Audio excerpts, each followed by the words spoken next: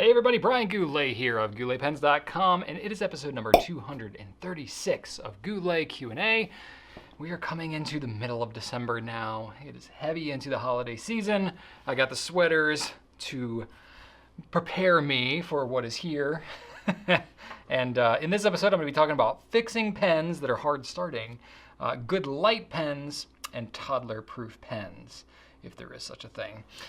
So what have we been up to the last week? We've had snow here in Central Virginia, which we get every now and then, but we've just had a lot more than usual. We got like a foot, maybe even more, in some parts of our little city in Richmond here, Virginia, and we just can't handle that much snow. So we actually had to close our office on Monday, which we always hate to do, but it was for the safety of our team, and basically our whole city was shut down. So, but we're all good now. It's been catching up the rest of this week here.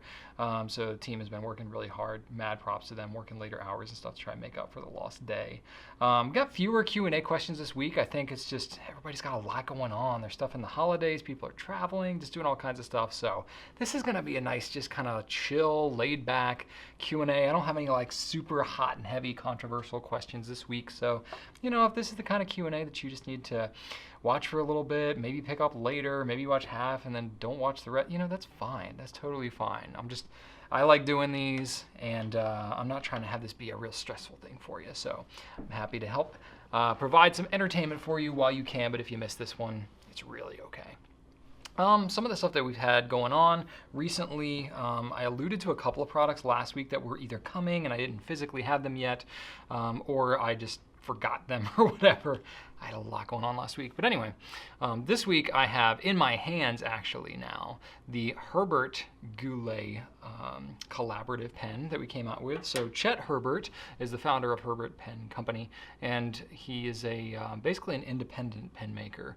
We put out a video that I did with him as an interview, just kind of talked a little bit about how his company started up. But this pen that we collaborated on together, they came in. We still have some, which you never know when you're doing such an exclusive launch like these, how they're going to do. So I didn't want to like overhype it and then have them be gone forever. But I think, it's a nice rhythm now. So the people that really, really wanted them at the onset and have been watching Chet's stuff, like they jumped in and got it. And now there's a little bit of time for us to kind of talk about them and just marinate on it a little bit, which is cool. So what's interesting about this pen is that it was just literally built from the ground up with Chet. So he actually made all the material. We picked out the design, the shape, the size, everything together. And we've been working on this pen specifically for about 6 months now. But we've been talking for about a year and a half of doing something together. But this is kind of a big deal for him. He's never done this many pens in one run before. So it's something that stretched him a little bit, and we were working together and coming up with something cool. So he actually came up with this process to design these paper ribbons that it's a very specific kind of paper that he had to like source out and all this kind of stuff. He's done a lot of experimentation to see what works really well, but he dyed the paper with Noodler's Liberty's Elysium, which is an exclusive ink that we carry. So very fitting. What's also cool is the theme of that ink is around Patrick Henry in the "Give Me Liberty or Give Me Death" speech that he did, which Chet and we are like kind of tied to, because I went to high school just up the road from where Patrick Henry was born, and Chet, his parents were married in the church that Patrick Henry gave that speech. So pretty cool stuff. So lots of meaning and lots of significance to this pen. And I will say, it's an expensive pen. It's $300, but it's the kind of significant thing that it's probably more significant of a pen that we're going to do for a while. We wanted to do something really crazy, just intense out of the gate, and so that's part of why it's so limited. There's only 100 pens. And that's why it's the price that it is, because it's the materials made from scratch. The polishing inside and out takes a lot of time, a lot of labor on Chet's part. So really cool, really happy with how this turned out. It's a good size pen. The model is called the Monument. So Chet basically, he makes custom pens and does stuff. This is actually kind of out of the ordinary for him to do something like this with a retailer.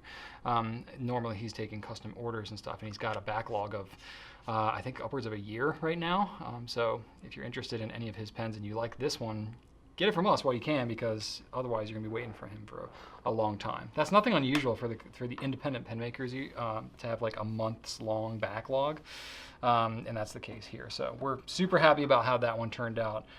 Cool to be doing a collaboration with a good dude in the pen industry who's kind of up and coming as well. Another pen that really kind of harkens back to my roots is the Conklin Endura. And if you've been watching like right now and stuff like that, we've talked about these pens a little bit, but you know, it's just a little bit of a different pace that I get to do when I'm talking just myself here. The Endura is really cool for me because they're made out of hardwoods, you know, which these are the types of woods that I would have been working with back in the day when I was making pens. And my pens were just kit pens, right? So, you know, actually, let me grab one real quick. Give me a second. I'll show you what I was working on.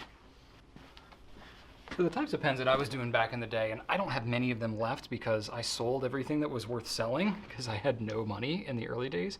But, you know, here's the types of things that I was working on. So nice hardwoods, you know, high polish, couple of different designs, lots of metal components and stuff like that, because I wasn't skilled enough to be making pens completely out of wood. Wood's a tough material to work in. But when we got the opportunity to collaborate with Conklin on this one, especially at a pen in this price range, $95, it was something I couldn't pass up. And I was skeptical about how it would turn out. We wanted as much wood as possible, wanted kind of minimalist design, wanted the wood to really be the standout. So minimal branding, we got the Conklin clip on here, and then just a little bit of branding here that says Endura. That's the model of the pen. The Endura was a model that Conklin had used previously. It looked different than this, but the name is significant to the company's history. And it's got a metal grip because metal is just better for dipping it into the ink. Wood doesn't do so well when you dip it into ink, but it's a lacquered wood, so it's pretty smooth, and you don't really feel like the raw grain of the wood so much, which is also very impressive how they made that happen. But it's a natural material. It's going to move, it's going to shape, you know, it's going to like breathe with temperature fluctuations and stuff like that. It's going to look a little bit different from one to the other, so there's some grain variation, a little bit of color variation from one to the other. But it's just really, for me, it's very rewarding because though I can't make wood pens anymore as a craftsman, to be able to have, you know, pens like that that are wood, that are even reasonably affordable, because the only other pens that we've ever had have been, you know, some like Faber-Castells that get up into the hundreds of dollars, or like special limited, like we had a Vanishing Point that was maple that was $550 back in the day. You know, to have something that's in the sub $100 range was an opportunity we just couldn't pass up. So super excited about those Enduras, and I hope they do well.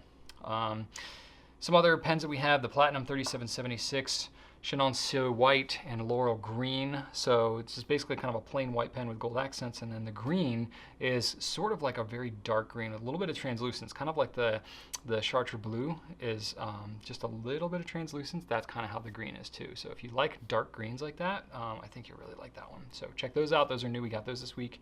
We also got a couple new things. We got some new premieres that launched, which I talked about last week. I couldn't remember the names because I was so fried last week, but it's Cranberry and Juniper, and I have those to show you here. So we decided to do two of these colors this season, mainly because we actually couldn't get enough material for one or the other, and so we decided to do two different ones because we thought that would help spread it out a little bit. So Edison was cool in letting us take that on, but it's a nice deep burgundy color. These are all heavy chatoyance, lots of swirl going on, so a very pearly kind of color. And then of course the Juniper is like a deep teal.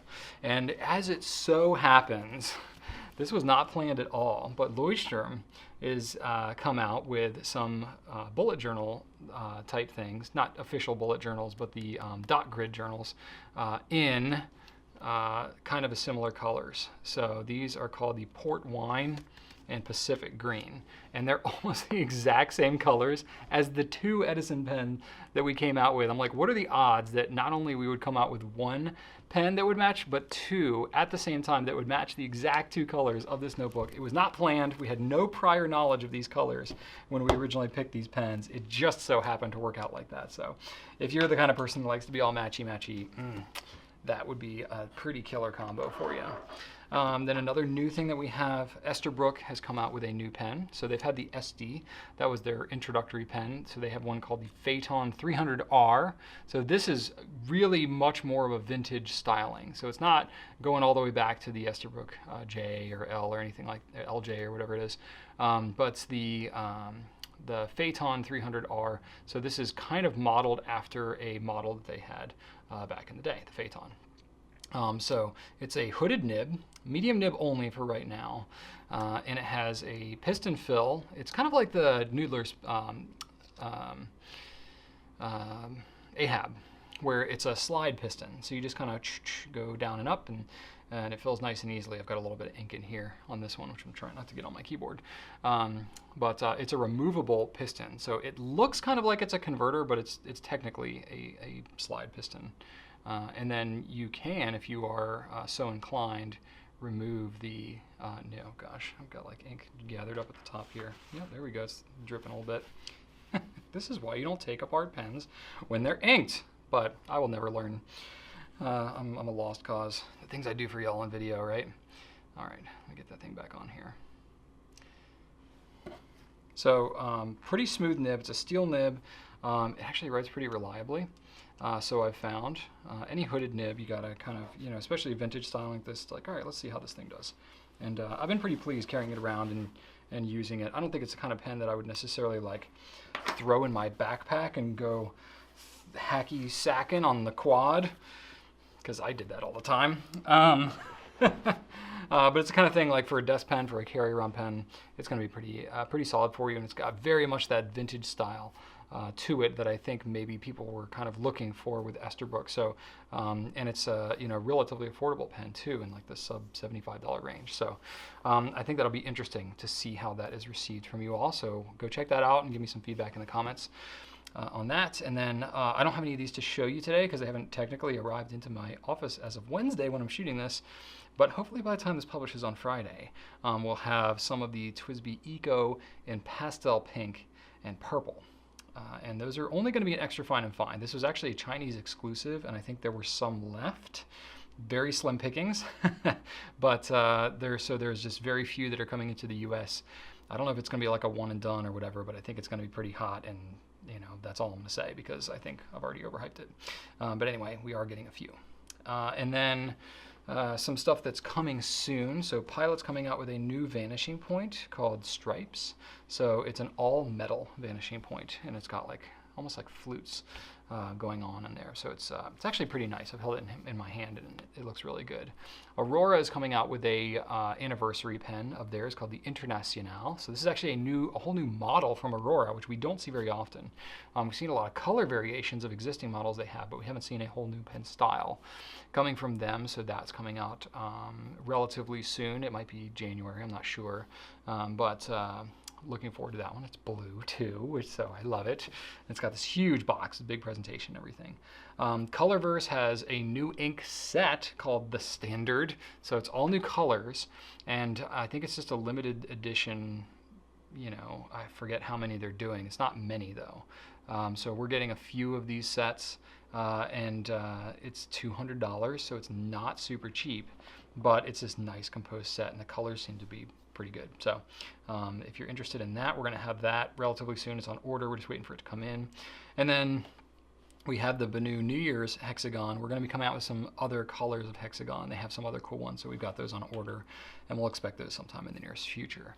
The new product releases are starting to lighten up just a little bit. I warned you several weeks ago as we came into the holiday season here, and really even before that it was going to get pretty intense with new products, and it definitely has.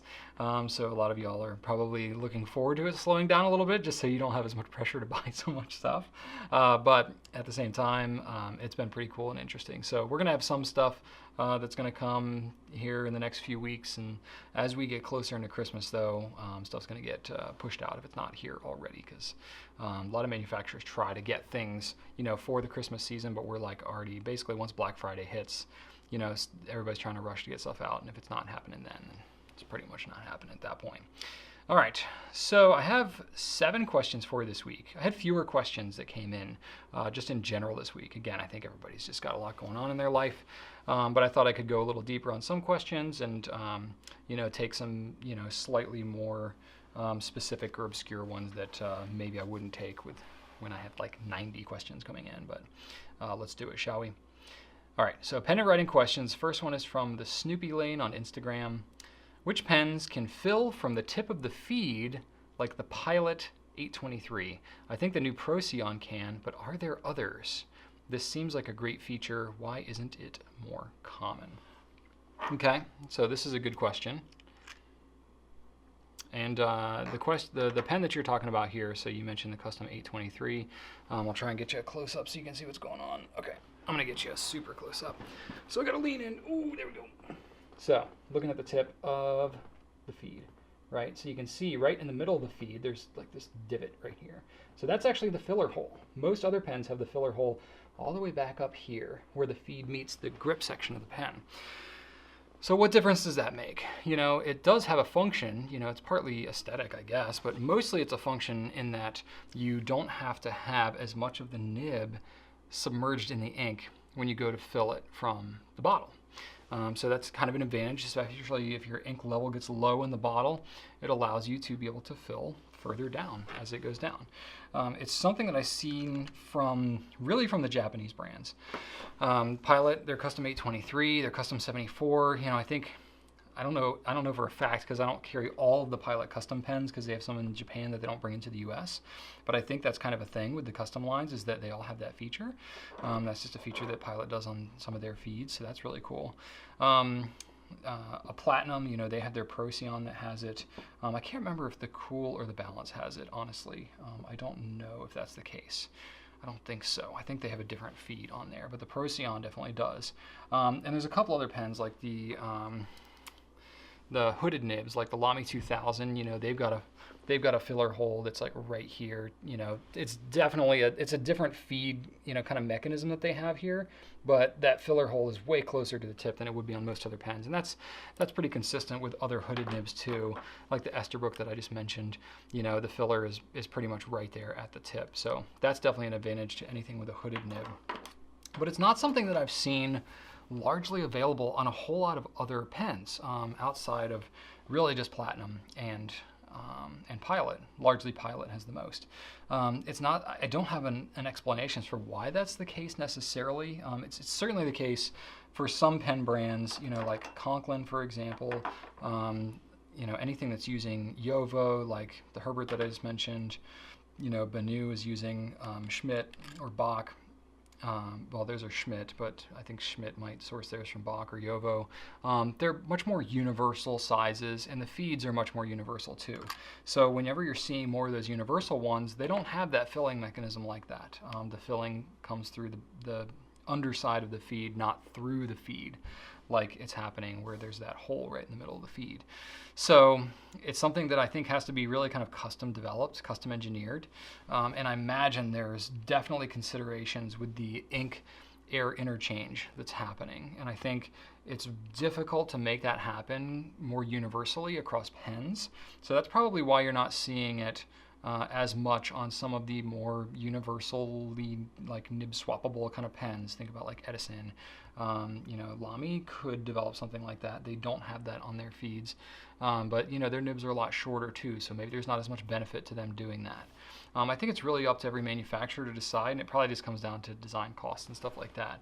But what's interesting is, it's definitely a nice to have, but I haven't really seen it come up a lot as something that is like really a requirement or that's like a deal breaker for a lot of pen folk.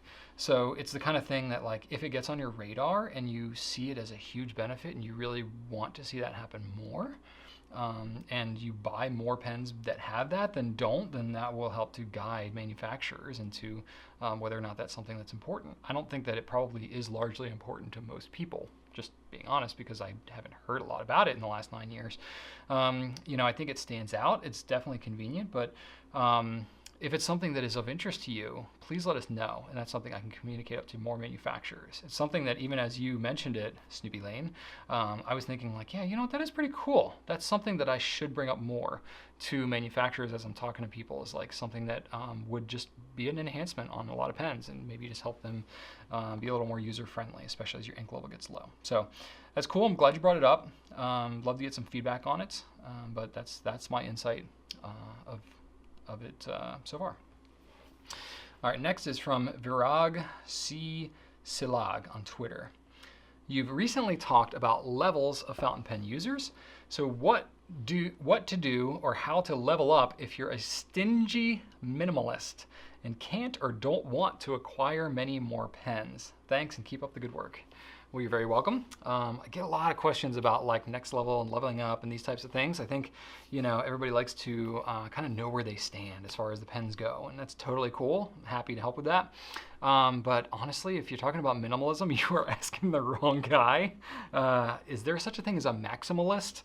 Because that's probably more where I fall. It's like, what's the most number of pens that I can acquire so that I can have as much of them on hand for reference and use and enjoyment. So I will have to not so much rely on my own personal desires and experience in this way. I'm certainly more of a minimalist in other areas of my life, but pens is one certainly where it does not play out that way for me. That said, I've talked to a bunch of people. In fact, I've been getting emails in the last couple of days even from some people who very much feel the same way. I've got somebody who, you know, literally was asking like, who can I give a couple of my pens to, low price pens. They're like, I don't even want to try and sell them or trade them or anything like that. I just want to get rid of pens that I am not using. And I'm like, well, that's pretty cool and pretty noble of you. But you know, there's some people that, like, you know, this person I was talking to, they were like, I have 7 pens. That's all I want to have. And if it doesn't make the cut and it's not something I have in my regular rotation, I get rid of it in whatever fashion makes sense. So I think, you know, there's a couple of options for you as I was kind of thinking through it. There's basically kind of 3 approaches as I see it for the stingy minimalist trying to level up, okay? The first one is to try to research, you know, borrow pens if you can, maybe try them out at a pen show. If you're at a brick and mortar store, obviously if you're trying things at a pen show or brick and mortar, I support you buying from that individual that you're testing out other stuff. I'm not a huge fan of showrooming, even though I'm sure it happens because it's just reality, but you know, trying to basically minimize the potential dissatisfaction that you might have. Getting something in your hand, maybe trading pens with somebody who, maybe you have a pen that you really love, somebody else has a pen that you're super interested in, you can trade it and then trade it back and just kind of see. You know, there's a lot of research and asking around, you know, kind of things like you're asking me right now that you can do kind of upfront before you make the firm commitment to have that pen. You know, there's a lot of retailer sites that have good information. There's, you know, private groups like Goulet Nation, or there's Fountain Pen Network on Facebook, places like Reddit, you know, whatever it might be, Fountain Pen Network. There's all kinds of places where you can get, you know, kind of opinions and get usually pretty solid, you know, feedback about how certain things will write, especially if you find somebody that has a kind of similar tastes to you. Next one is you can buy and then just return or exchange whatever's you know, not to your satisfaction. That's a slightly more inconvenient approach, especially if you're inking it up and carrying it around for a bit. You know, you might have to pay attention to you know, certain rules depending on the manufacturer you're buying from and what the the retailer that you're buying from, and depending on what you know, policies there are in place about, you know, returning used pens and these types of things, you might have to pay a restocking fee, or you might only have a certain time window to operate in order to be able to do that. But, you know, it is an option. If it's just totally impractical for you to try it beforehand, you can do research and then, you know, pick something you feel fairly confident you're going to do, and then try it out, and then just, you know, return it. Oftentimes, especially even if there's a restocking fee, it's usually going to be lower than trying to resell that pen secondhand. You're going to take less of a hit on that than you would trying to sell a used pen. So that could be an option for you. And then the last one is really kind of if you're like outside of that window of, okay, I can't return it, or I don't have anybody I can borrow it from, is do basically just the kind of one in, one out policy, right? So it's like you pare down your collection based on what you actually use, and you just kind of search out for your holy grails, right? And it just might take you a little longer sure, depending on what your budget is and how much time you want to devote to it and all that. But it might be something like, you get a Lamy 2000 and you use it and you're like, yep, I use this pen every day.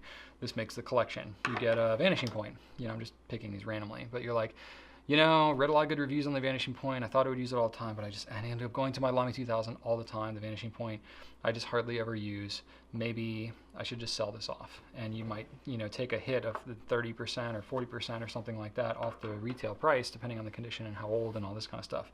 But that's the kind of thing where it might be worth it to, because then you're buying it and you're actually trying it out for an extended period of time.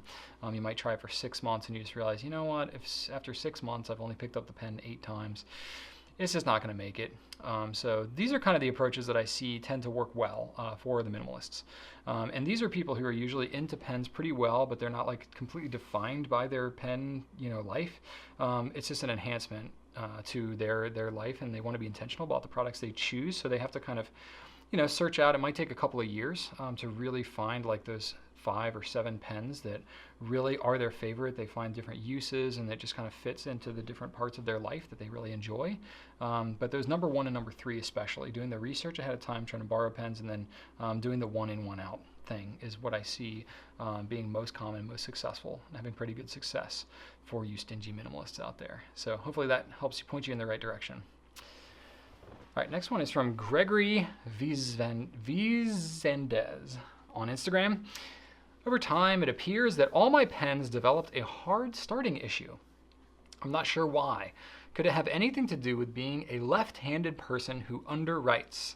Okay, good. So this is like a very specific question. I think I can answer some of this for you here. So, but it's, not just for left-handed underwriters here. But this is a really good example of the kind of specific question that we would get that might speak to something a little more general. Okay, my customer care and media teams are dealing with this kind of stuff all the time. So if this is something that developed over time, that's like a key part of what you've said here. It's not like you got the pen right away and it's hard starting, and that would speak to more maybe the pen isn't tuned properly, or there's something going on at the manufacturer. If it's something that started out really great and then over time, I don't know what time frame you're talking about exactly, but let's assume it's a couple of weeks or a couple of months where it wrote really great and then you just kind of notice eventually like, hey, this is kind of having a tough time hard starting. That's usually a sign to me that it needs to be cleaned. I don't know what your cleaning habits are based on the question that you had, but some people just aren't even aware that you have to clean a pen. And that's fine. Just know that, okay, if I'm noticing that the pen is writing drier, or the ink is not as wet as it used to be, or I'm having hard starting issues or something like that, that's almost a sure sign that you need to clean out that pen, especially as it starts to transition into wintertime. I don't know where you are, but around here, the air gets a little drier. Pens dry out a little bit more than maybe they do in the humid summertime. And so things like that might start to shift, and you may not realize that like the relative humidity in your air may be a factor that can certainly contribute to some of that. It depends on how long you're talking, obviously. If it's been 1 to 2 months, yeah, you definitely need to clean it. If it's only been like a week, okay, maybe that's not so much the issue and you got something else going on. But if you're not cleaning your pen in between when you're changing your inks, that's immediately where I would go, is clean out the pen. And then especially focusing on the left-handed part of what you're doing. So you're an underwriter, so usually lefty underwriters. So that means, if your writing line is here and you're lefty, you're holding your left hand down here, which of course, as you're looking at me, that looks like a right hand, but this is actually my right hand, but it looks like a left hand. So if you are writing this way and you're going to the right and you're underwriting as opposed to side writing, which is when the line is here, or overwriting or hook-handed when you're kind of writing like this. Underwriting is going to more be like a mirror reflection of what's going on with a righty, and it's usually not as, you're not seeing as many issues with lefty underwriting as you are with maybe some of the other hand positions of lefties, but you can still see some of it. And what's coming to mind with me is over time, maybe you've cleaned it out and maybe it's got some of the ink, but there might be some paper fibers or something that's kind of jammed up in between your tines. That can certainly cause some of the dry writing issues like what you're seeing. So because you're writing in more of a push motion as a lefty, the nib, as opposed to being dragged, at an angle like this, it's more going like this, you know what I mean? So it's more like, like a razor blade, like when you're shaving your face, your legs, or whatever. It's kind of an angle like this, and it's going across. That's kind of what's happening with your nib, and it's going to be more inclined to kind of take some of the fibers off the paper. So over time that can happen, that can build up inside your feed and cause it to write a little bit drier. You might not notice it right away, but over time as it kind of gathers up in your feed, you leave the pen sitting for a while, the ink starts to dry up a little bit, that kind of like caked up goop of, you know, dust and dirt and hand oils and, you know, paper fibers and all that kind of jams up in your feed, and then it dries out a little bit, and that can cause blockage inside your pen. That's why it's important to kind of keep it cleaned regularly. And maybe, you know, I've never really thought about this, if lefties have to clean their pens more often, but it kind of just is curious in my mind if maybe that is a factor, particularly depending on the type of paper you're using. If you're using a very fibrous paper, and if you write with any decent amount of hand pressure, that can exacerbate that stuff even more. You know, the finer the nib you go, the more it's going to kind of scratch up those fibers and all that. So all these things to say, like, that could very well be a factor, and cleaning it out more regularly would help. Having something like a brass sheet, which I don't know if I have anything handy here as far as a brass sheet goes, but that can definitely help too. I swore I had a brass sheet here somewhere. No, thought I did. Oh well. But we sell brass sheets. That was my water bottle. It's okay, it's closed. So having something like a brass sheet, that can help, especially when you have like a paper fiber buildup. If it's particularly bad, just the water flowing through it may not get it right away. That's where a brass sheet can really help and physically dislodge any of that junk that you might have inside your tines. That can be really good.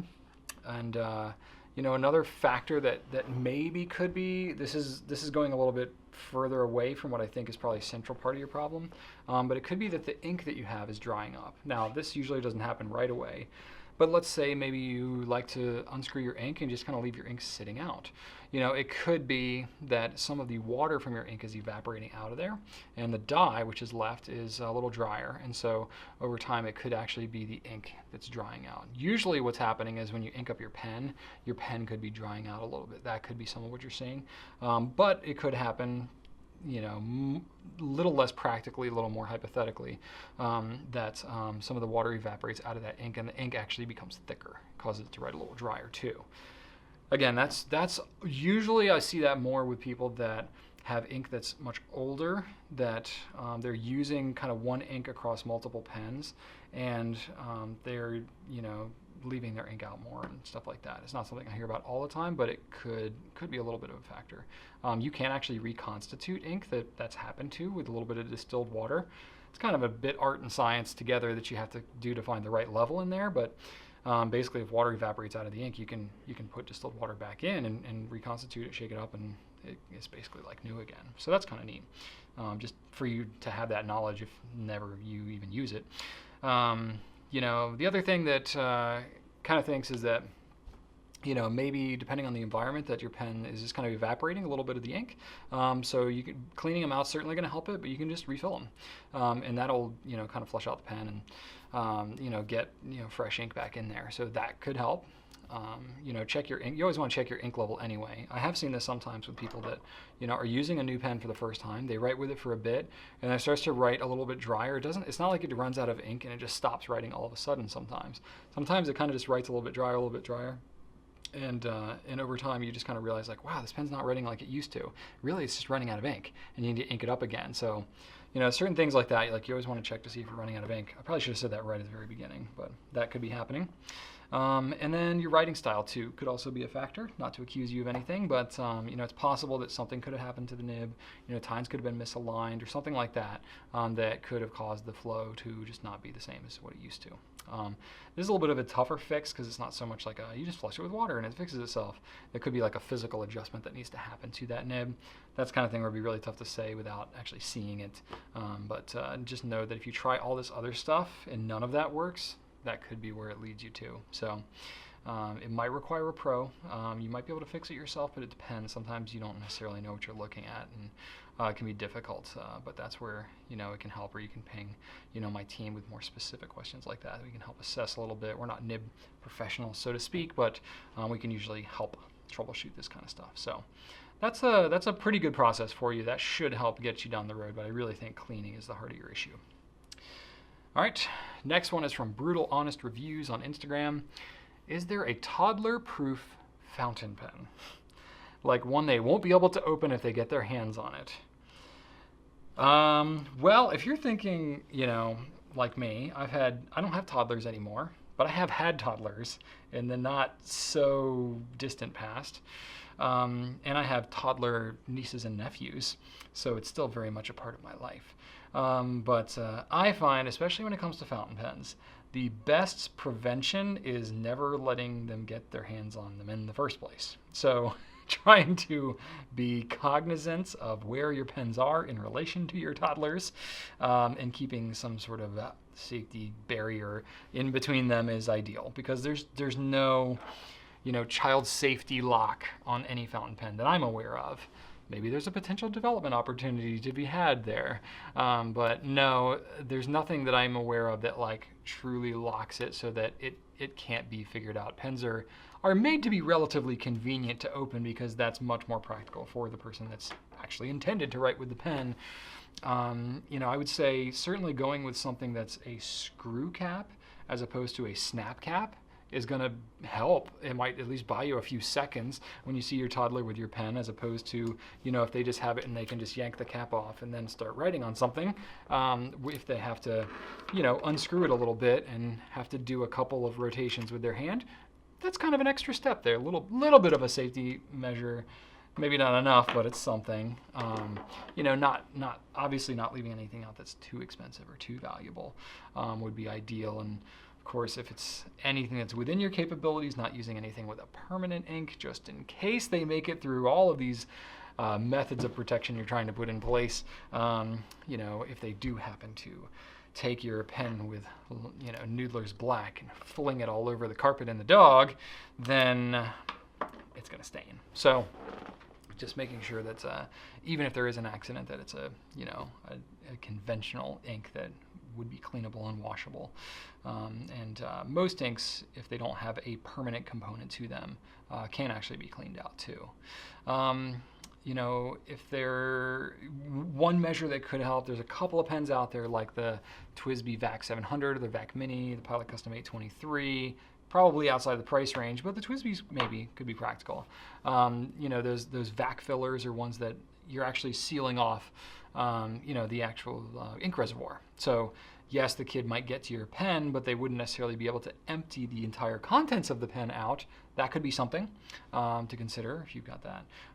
But these types of mechanisms usually tend to be a little bit more expensive, and I have a feeling if any company was to develop more of a safety unlocking mechanism on a pen, it would probably have to drive up the price too, where it would just not be super practical. But I found that one of the best things is keeping a pen inside a pen case, like a zippered pen case. Like I made it through both my children's entire toddlerhood with no significant pen accidents. I probably just got very lucky, but I was certainly around plenty of pens and was bringing them home all the time, and no major incidences. Now I did have very well-behaved kids, I'll say that. They were not hellions, and they did not get into everything all the time, just only some things most of the time. But having a zippered pen case of sorts that makes it where you need a little more dexterity to actually get in there, that is definitely an extra safety measure too. So if you go with something where it's like you have to unzipper it and then you have to open it up and you have pens in there with screw caps that take a couple of turns to undo, that's a couple of steps there, and you might be safe. You might be safe with that, but of course it's all going to depend on the kid. But anyway, that's about all I got for you. Otherwise, you're pretty much on your own. You got toddlers anyway, so your life is pretty much over. I'm just kidding. I love toddlers. Oh my gosh, that was the cutest age for the kids. Though I really like interacting with my kids at the age now. They're turning 7 and 9, which is like, man, they're like just straight up kids. Like they're not like even little kids anymore. They're getting pretty big. Like I'm having a hard time telling the clothes between my wife and my son at this point. So with some of them it's more obvious, but anyway. Next question I have is the Silver Pumpkin on Instagram. I love a light pen, but they are usually inexpensive. What's a good quality light pen? Around 12 grams would be nice. All right, Silver Pumpkin, 12 grams is pretty light. So I'm going to have a difficult time getting things that are only 12 grams. But yes, you are correct. Pens that are in that weight range are usually going to be pretty inexpensive. Thinking like your Platinum Preppies, your Gin House Shark pens, you know, your Monteverde Monzas, these types of things. They'll fit into your light or inexpensive category. And really to fit in there, especially like with a converter and ink and stuff like that, you just can't really have any metal components in there. So you're pretty much left with plastic, and not a lot of plastic, because even when you start adding thicker plastic, it adds weight. So there are some lighter, nice pens though. So I'll talk through what I can. I don't have like an exact gram breakdown on every pen here because we have details of it on our site, but I'll go through at least some of them, what I think, you know, may still be kind of considered inexpensive, but some that start to get into even a little nicer range. But everything that I'm going to mention here is a maximum weight of 19 grams. So yes, the difference between 12 and 19 grams might be significant to you, but you still might find it in kind of an acceptable range, just because there's not that much right at 12. So the Diplomat Magnum might be one that you can consider inexpensive, but it's also nice and really light. That one is kind of right around that 12 gram range, and that's a very sturdy, very durable pen too. So that one I would highly recommend. TWSBI Go, that one is going to be lighter too, little bit heavier, but still pretty darn light. I think that one, you know, that might still be considered inexpensive. I don't know exactly how you're defining that, but that one's worth consideration. The Lamy Safari, that one's kind of a classic. It's around 17 grams, but is very sturdy, very kind of classic lighter pen.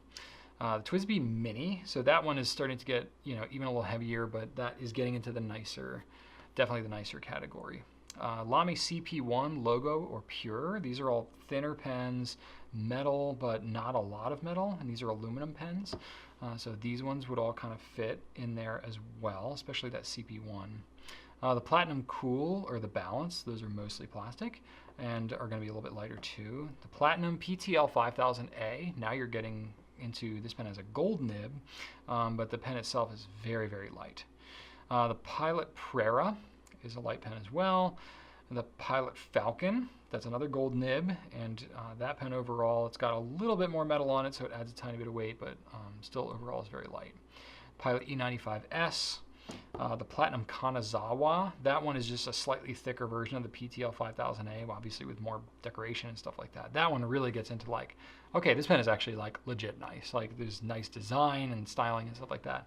Then you get into like your Pelican pens, certainly the smaller ones, the M120, 200, 400, all that, but even the Pelican M600, you're still under that 20 gram range.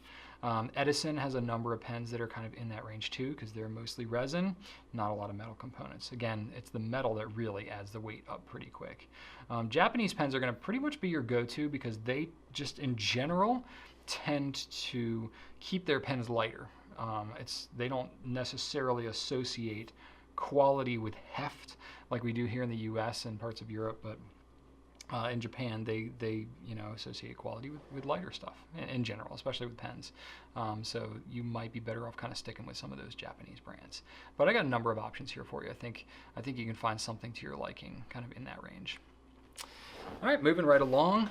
This question is from Snuff Knight on Instagram. Is a Pilot Vanishing Point pen worth it for a college student who is addicted to fountain pens? Oh, I like that qualifier at the end there. College student who's super into fountain pens. You know, I always reflect back on what college would have been like for me had I known about fountain pens, because I was definitely looking for some kind of like hobby to be super into in college, and pens would have been so perfect if only I'd been introduced to them. So anyway, that's part of what drives me today. If only I'd known, school would have been so much better. But anyway, so the answer is it depends, especially because the Vanishing Point, I mean, it's a super, super popular style of pen. Like one of the most popular pens we sell consistently, because it's a very reliable, very well made, great writer. People hate the converter, but doesn't matter. It's still a great pen. You know, as a college student, it depends a lot on whether it would be practical for you or not. You know, the ink capacity on it is not the best, and you can't really see your ink level easily. Even if you take the pen apart and disassemble it, you still can't really see your ink level because you got to take the converter out of there. So it does. Ooh, this one's inked up. I didn't realize that. So still you have a lot of considerations to be had in terms of, you know, that kind of thing. And my experience in college was that the ink level in my pen, granted I wasn't into fountain pens at the time, but the ink level in my pen probably wouldn't have been the foremost thing on my mind, probably because I would have been waking up 8 minutes before my class started when I lived 10 minutes away. So that's just kind of where you're at. So going to something with a slightly larger ink capacity that you can throw around a little bit more. I mean, the Vanishing Point's a really durable pen, don't get me wrong, but it's a little bit on the pricey side, and it's the kind of thing like if you left it in a classroom, I don't know why I'm playing with the bulb syringe. If you left it in a classroom and came back, you know, 2 hours later, I don't know that that pen would still be there, honestly, because somebody would pick that thing up and be like, well, this is a nice pen. I'm gonna just count this as mine. I do hear about that happening a little more on college campuses than in the general population. I think, you know, some of you have probably experienced some of that at some point in your life. So it gets into that price range, like any gold nib fountain pen. It's like you can use it in college, but just make sure that you really keep a close eye on it. So that's something you'll have to assess within yourself if that's practical for you.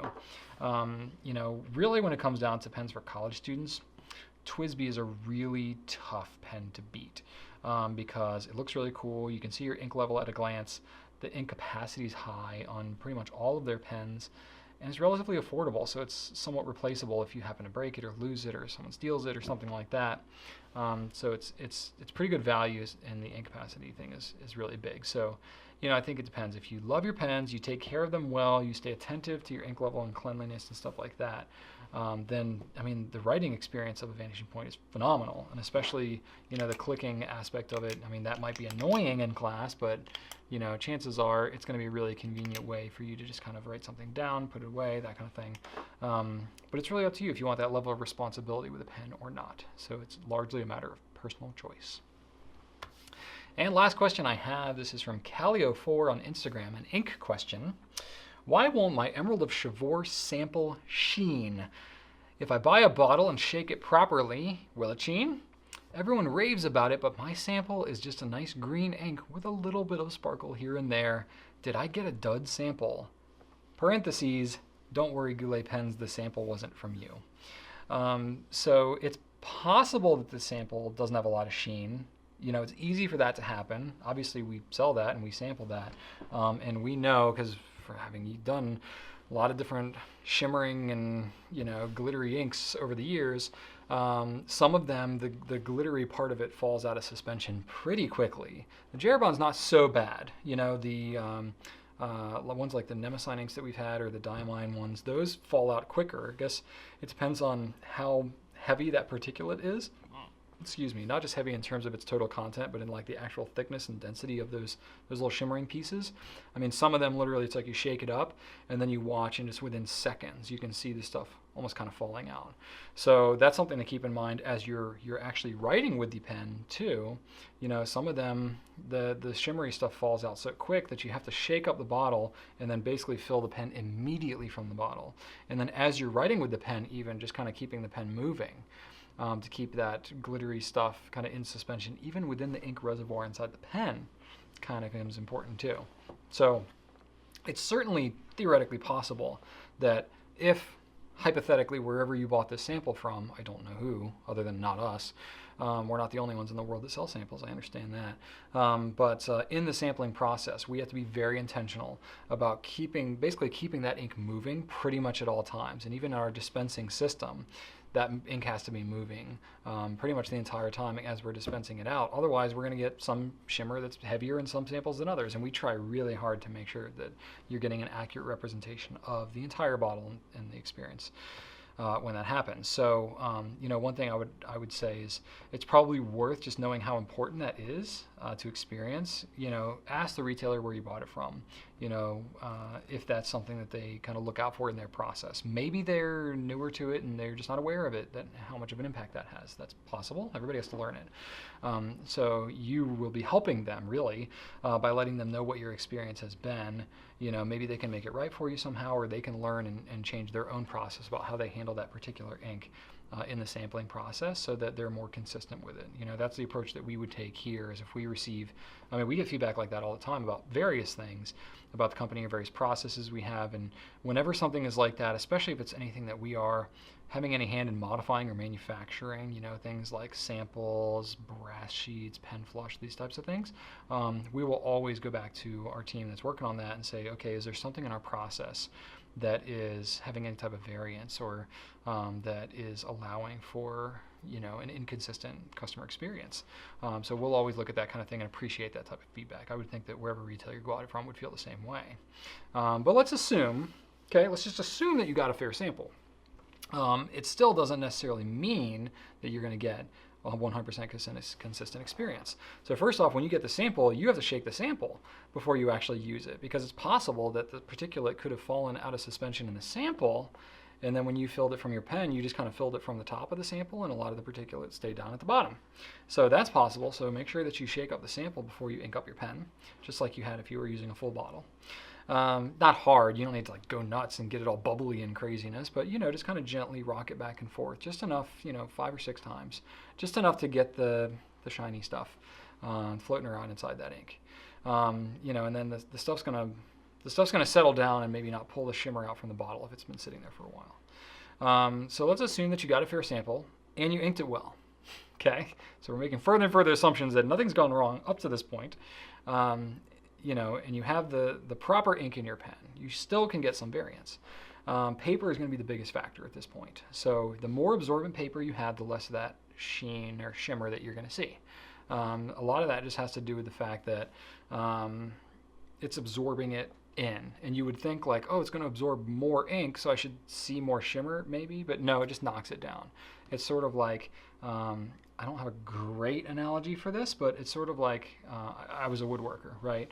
And whenever you're doing any type of woodworking, if you're starting out with a really rough surface and then you go to put a glossy finish over top of a rough surface, it's going to look more of a matte finish, and you're not going to see as much of that sheen. You're not going to see the same depth of the wood grain and some of the other cool things that come out of that wood. You need to prepare the wood surface to a finer and finer grit, really up until the point where it's ideal to kind of just bond to it. But you're going to get it relatively smooth to the touch before you put that final coating on, and then it really pops. It's going to be the same kind of thing. You're going to see a better result out of the sheeny and shimmery aspects of your ink when you have a smoother, glossier paper. That's why things like Tomoe River, Clairefontaine, those really bring out the sheen and shimmer the most. So the paper could be a huge factor. If it's absorbing it, it's going to kill that shimmer. Nib size and the amount of flow of the ink can play a big factor too. If you're using a really fine nib, it's just not putting as much down. Or if you have a really dry pen, it's not dumping as much ink on. It's the kind of thing where the more ink you put on and the more the paper is resisting that ink, the better you're going to see that sheen, shimmer, shading, all of these, SH words are going to, that sounds bad, but all 3 of those SH words are going to do best in that specific scenario. So try and eliminate these variables step by step and figure out what's going on, and I think you will somehow find your culprit. Cool? All right. Question of the week for this week. What is the strangest gift that you've ever been given as we're into the holiday season here? I'm sure you all have some very entertaining ones. I told you all about the chocolate body butter that I bought my sister when I was in elementary school, unaware of what that actually was. But that was by far the strangest one I ever have given someone. But what's the strangest gift that you've ever been given? I'm very curious. And then writing prompt, I had none for this week. Couldn't think of a great one, and I figured you probably wouldn't have time to write anything anyway. So just write somebody a nice thank you note or whatever. No specific assignment for this week. Thanks so much for watching. Be sure to subscribe to our channel if you haven't already. Obviously, we're a retailer, and you can check out a lot of what we have here on gouletpens.com. Be sure to ask questions in the comments, like, subscribe, all that good stuff. We love when you interact with us here. I'm honored by your time. Thank you so much for spending time with me. We're going to have another couple Q&As for the rest of this year, but we're going to start to wind down a little bit as we enter into the holidays. But even still, I hope you have a fantastic weekend and a great rest of your week. Thanks so much for watching, and right on.